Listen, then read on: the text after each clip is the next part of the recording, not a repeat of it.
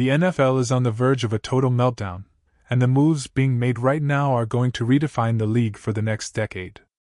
We are talking about a franchise-altering trade involving one of the greatest defensive players in the game, and a free agency frenzy that is about to send shockwaves from Seattle to the desert. This is not just the typical offseason. This is a high-stakes poker game where the stakes are Super Bowl rings and the future of your favorite team is on the line. Before we break down this absolute madness, do me a huge favor. Hit that like button, share this video with every football fan you know, and subscribe to stay locked in as this wild free agency period unfolds. The headline that has everyone in a panic right now involves the legendary Maxx Crosby.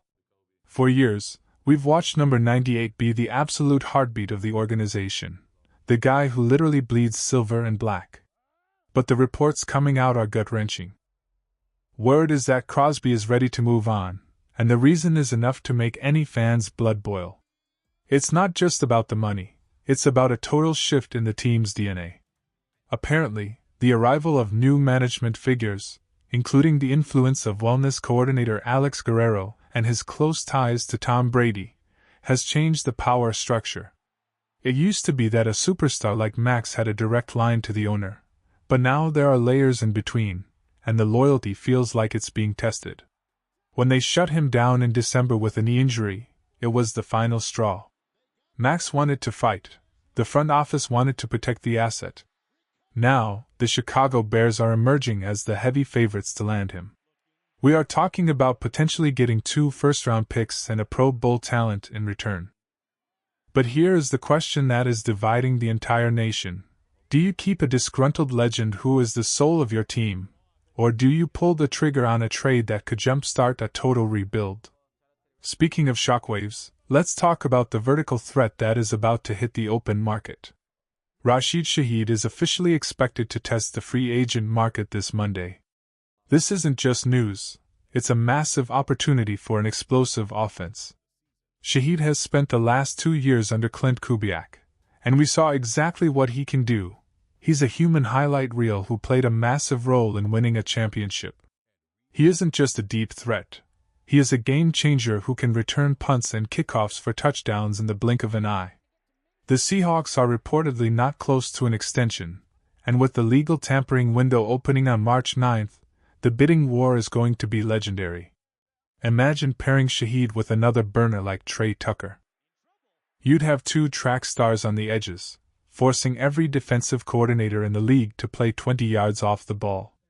If you can land him for a deal around $15 million a year, you've secured a weapon that makes your offense nearly impossible to defend. Question of the day: would you rather the front office spend big to bring in an explosive playmaker like Rashid Shaheed, or should that money be invested entirely into fixing the offensive line? I want to hear your logic in the comments, don't hold back. And speaking of the offensive line, the Chargers just made a move that has everyone looking for a calculator. They are releasing massive guard Mekhi Becton in a move that saves them nearly $10 million in cap space. Becton is a mountain of a man, 6 feet 7 inches and nearly 370 pounds. When he connects with a defender, it's like watching a car crash. He can move guys like Chris Jones 5 yards off the ball. But let's be honest, he's struggled with health and consistency. He had a great year in Philadelphia, but his time in Los Angeles didn't quite live up to the hype. Some scouts say he's too slow for a fast-paced zone-blocking scheme, but you cannot teach that kind of raw, interior power. For a team needing a guard is a prove-it deal for Becton, a genius move, or a recipe for disaster. If you can get him for $5 or $6 million, the upside is a top 5 guard. The risk, of course, is that he ends up on the sidelines again. The madness doesn't stop in the AFC West either. The Kansas City Chiefs have reportedly agreed to a blockbuster trade that sends All-Pro cornerback Trent McDuffie to the Los Angeles Rams. This is the 3rd time the Chiefs have done this. They develop an elite corner, and the second he gets expensive, they ship him off for a first-round pick. They did it with Ward, they did it with Snead, and now McDuffie is heading back to his home state of California for the number 29 overall pick and a package of mid-rounders. It's a cold-blooded business move that allows them to keep paying Patrick Mahomes and Chris Jones while reloading their offensive line. But as a fan, you have to ask, why are teams still trading for these guys? History shows that corners often struggle when they leave Steve Spagnuolo's system. Is McDuffie the real deal, or is he a product of the scheme? The Rams are betting $25 million a year that he's the missing piece for their defense. Meanwhile, the wide receiver market is getting even more crowded. The New England Patriots have officially released veteran star Stefon Diggs after just one season. Despite going to a Super Bowl, the Patriots decided to eat the dead cap and move on from the 32-year-old receiver. Diggs is still a big name, but the age and the price tag are major red flags. If you're a team on the rise, do you really want to bring in a high-maintenance veteran when you could target younger, hungrier guys like Jawan Jennings or Alec Pierce? The consensus right now is a hard no. Diggs might have been the king of the league a few years ago, but in today's NFL, speed and value are the new currencies. We also have a heartwarming update on a coach we all respect. Rich Bisaccia, the man who stepped in as interim head coach and led his team to the playoffs against all odds, has officially moved back to the college ranks. He's been hired as the special teams coordinator for the Clemson Tigers. This is a massive win for Dabo Swinney and a return home for Bisaccia, who coached there back in the 90s. He's a leader of men, a guy who knows how to get the most out of every player on the roster. While it's sad to see him leave the NFL, Clemson just got a coach who will have their special teams unit playing at an elite level from day one. As we look toward the start of free agency this Monday, the tension is at an all-time high. The Raiders are standing at a crossroads.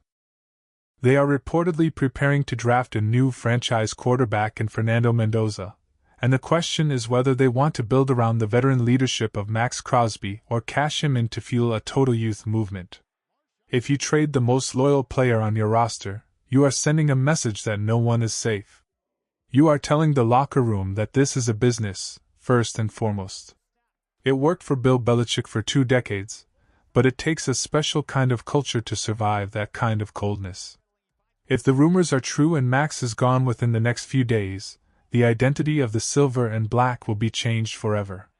We are entering the most critical week of the year. Every tweet, every report, and every leaked conversation could be the spark that sets off a chain reaction across the league.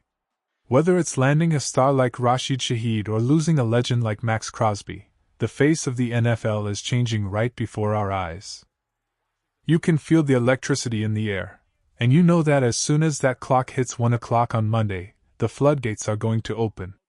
I'll be here around the clock, tracking every move, every rumor, and every breaking news alert to make sure you are the first to know what's happening. This off-season is already one for the history books, and we are just getting started. The question isn't if things will change, it's how many hearts will be broken in the process. Stay tuned, stay loud, and let me know in the comments exactly how you're feeling about this Maxx Crosby situation. Is it time to move on, or is the front office making the biggest mistake in franchise history? I'll see you in the next one as we watch this chaos unfold together.